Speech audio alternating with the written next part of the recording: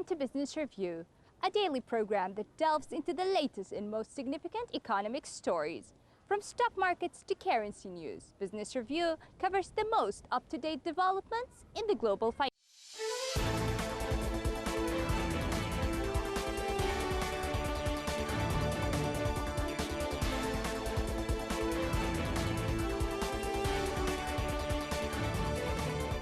Tokyo 2020 Organizing Committee said on Friday, December the 4th, that the postponement of the Games until next year because of the pandemic will cost Japanese organizers an additional 294 billion yen. Organizers have been assessing the financial impact of the delay.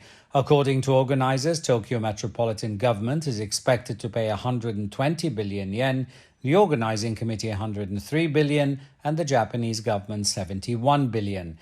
The IOC have previously said they will contribute $650 million to covering postponement costs. This is separate from costs announced by Japanese organizers on Friday. Tokyo 2020 are also falling back on contingency fund of 27 billion yen. That's about $300 million, detailed in last year's budget. The last official budget given by the organizing committee was in December 2019, months before the Games were postponed, and that was $12.6 billion. Tokyo 2020 President Yoshihiro Mori added that the IOC had agreed to waive any additional royalties accrued by the new sponsorship deal secured by the organizing committee.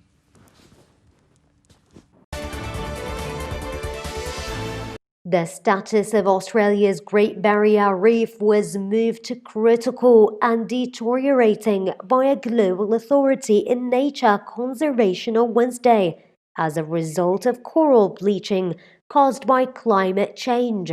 The International Union for Conservation of Nature said the World Heritage listed site of Australia's northeastern coast suffered worsening reef health and diversity of animals due to the bleaching events of 2016, 2017 and 2020. Rising sea temperatures and poor water quality are the two biggest threats to the Great Barrier Reef, which had lost more than half its coral in the past 3 decades. The Great Barrier Reef was World Heritage listed in 1981 by UNESCO as the most extensive and spectacular coral reef ecosystem on the planet.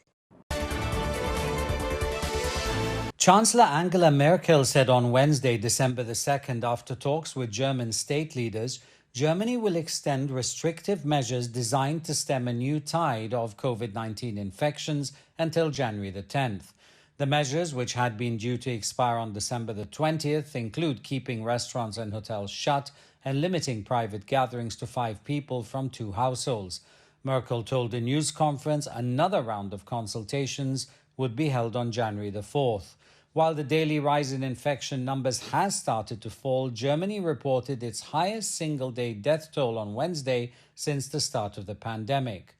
Markus Söder, leader of the southern state of Bavaria, said the high number of deaths justified keeping restrictions in place until January.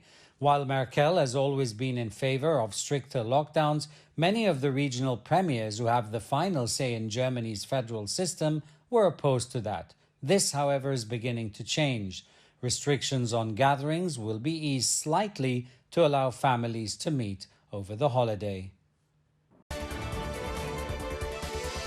Spanish Health Minister Salvador Illa said that the Spanish government agreed with regional authorities on December 2nd that a maximum of 10 people per household will be allowed to gather for the holidays to avoid spreading the coronavirus and that travel between regions will be limited.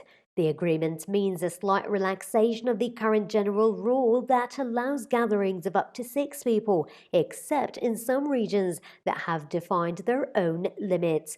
The start of the nighttime curfews in force in most Spanish regions would be moved to 1:30 a.m. from 11 p.m. on December 24th through 31st. The health minister noted the movement of people between regions will be banned, with some exceptions, between December 23rd and January 6th, adding that although the latest infection data inspired some optimism, prudence was paramount. The 10-person limit includes children, and the official recommendation is for people from the same household to celebrate together without outside guests. Spain imposed a 6-month state of emergency in October, giving regions legal backing to impose curfews and other restrictions. Boeing 737 MAX took off on Wednesday, December the 2nd, on its first public appearance with media on board since being grounded over crashes. Wednesday's flight from Dallas, Texas to Tulsa, Oklahoma comes weeks before the first commercial passenger flight on December the 29th and is part of a concerted PR effort to restore the jet's image following a 20-month ban.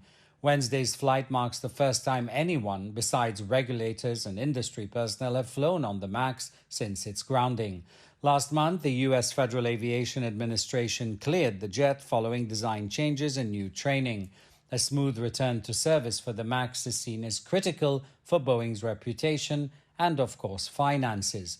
Boeing has said the airlines will take a direct role in demonstrating to passengers that the 737 MAX is safe.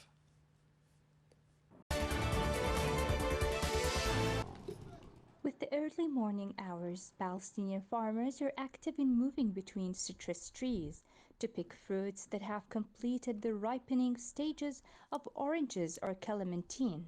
Thousands of acres were planted with various citrus fruits to meet the needs of the Gaza residents. الموجود في المحررة هذه تقريبا 1400 دلم بس المحررة هذه. We have in this land about 1,400 acres of citrus, and in the other lands there are 350 acres of cultivated clementines, which produce 250 tons of clementines, equivalent to about 800 tons of citrus only in these lands, and it may increase, but unfortunately we do not have an export for these quantities, and the markets in the strip are saturated at very reasonable prices for the citizens, and this is a significant increase in the production. The Ministry of Agriculture in Gaza said that the total of what was cultivated this season is 20,000 acres of citrus fruits of all kinds, which produced about 37,000 tons. It explained that 80% of the strip's citrus needs became available locally, noting that production fluctuates from year to year due to high and low temperatures, scarcity of water, and its salinity. الحمضيات والتكاثر الامتداد في التكاثر منها هذا يعتمد على نسبة حلاوة المياه. The production of citrus fruits depends on the sweetness of the water. The more sweet the water is, the more we have production. However, we have huge quantities of citrus fruits that are sufficient for the entire Gaza Strip, and we wish that we'd be able to export the extra production. Meanwhile, Gaza is expected to reach self-sufficiency in citrus fruits within a few years, as the product is available in the market now at very reasonable prices for the farmer and the consumer. And there are many varieties available now. The most important of them are different kinds of oranges, clementina, grapefruit, lemon, and other varieties. قطاع غزة يذخر بإنتاج الحمضيات وإنتاج وفير من. The Gaza Strip has an abundance of citrus fruits of various kinds, such as oranges, lemons, grapefruits, clementines, and the targeted items from merchants and citizens. Usually, citrus fruits bring a lot of good and profit to the merchants and citizens, and the soil of the Gaza Strip is good for this farming.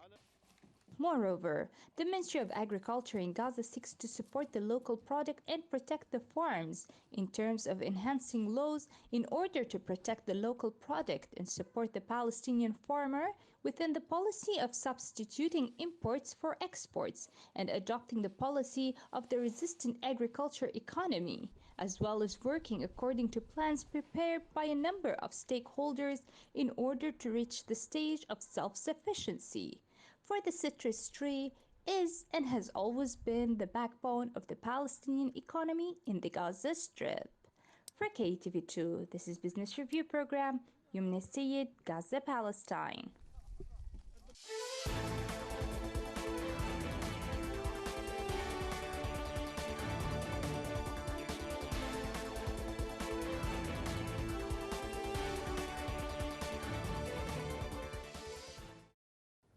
This has been Business Review, your daily source for the most critical financial stories.